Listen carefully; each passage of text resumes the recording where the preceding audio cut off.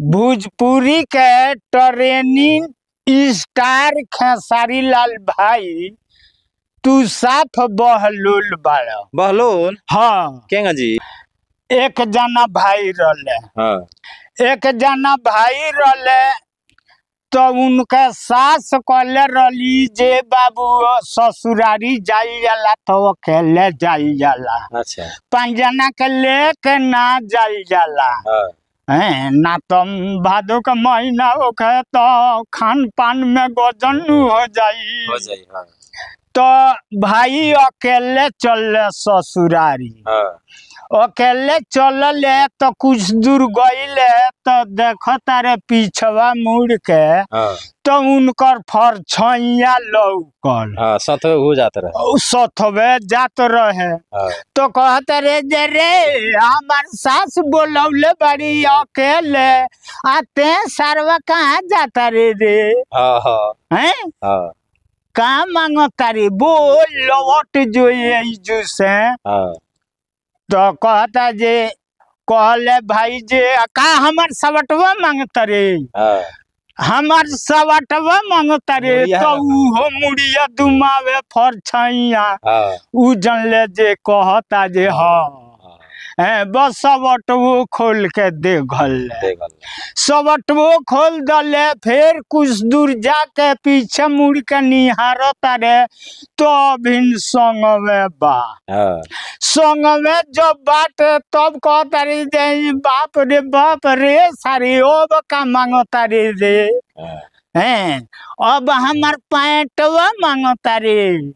तो भाई पैंटवो खोल के देखल जे हुजू से तो लवट जो।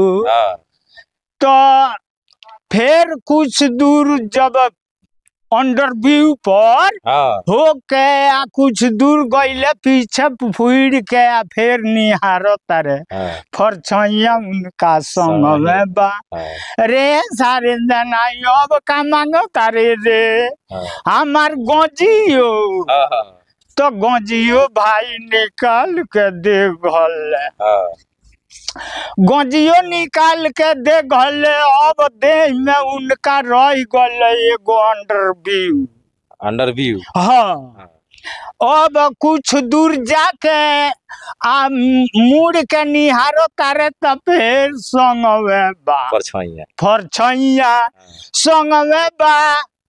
तो कहता रे जे रे सारे अब का मांगता रे। अब का चाहिए तोरा हैं?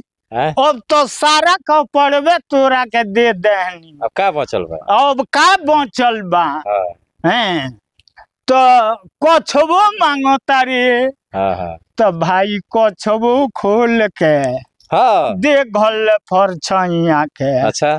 आउ घर अब ऊखी में केन लुकैले जब लेके वहाँ जोरवा रहे तब ले आ जब रात भइल तब जाके पिछुआ रे मुहे भाई घर में गई ससुरारी। तो उनकर साली देखली तो कहली जे पौना हो ई कौन कपड़ा हो जी। तो मत पूछ। वही लेखन खेसारी लाल भाई हमारा बतिया के पूछले रहते तो यही बड़िए से विधायक कहते। विधायक कहते छपरा में। हाँ लेकिन वो वीडियो डिलीट करा के चक्कर पड़ गई। हाँ हमार वीडियो डिलीट करावे के चक्कर में वहाँ के पड़ गई। तो वीडियो डिलीट तो ना भई लेकिन वहाँ के डिलीट हो गई। तो देख लिखे सारे भैया अभी सीखे का जरूरत बना जी। हाँ तो आके सीखी होला बाबा से। अगर अगली बार विधायक बने बताओ नईखे बनेगा तो फिर वही नहीं मछली पानी में बिया फड़फड़ात रहे। हाँ ना जी केतनो फड़फड़ाए ऊंचवे मछली तो पानी में नु बिया। पकड़ ले के बाद फड़फड़ा के चाहिए। पकड़ा जाई तो मछरिया तो फड़फड़ाई तब न कुटिया कटाई तब पीस बनी तो तब न खाई जाई। तो एगो अच्छा है दूगो हिस्सा खईती हैं? लेकिन यहाँ के पहले फड़फड़ात रहनी है। लेकिन पहले फड़फड़ैनी यहाँ के। चलिए कोनो बात नहीं के। बाकी भैया लोगिन एगो कहानी हो, जौन कहानी हमनी के पहले कल रहनी जा, जौन 4.6 मिलियन चलल बा 2 दिन में चल रहा है, तर वो कहानी की दोबारा सुन सकता नहीं। बाकी कहानी कैसा लगल कमेंट बॉक्स में बताएं, अगर बुरा लागल हो तो क्षमा जरूर कर दे।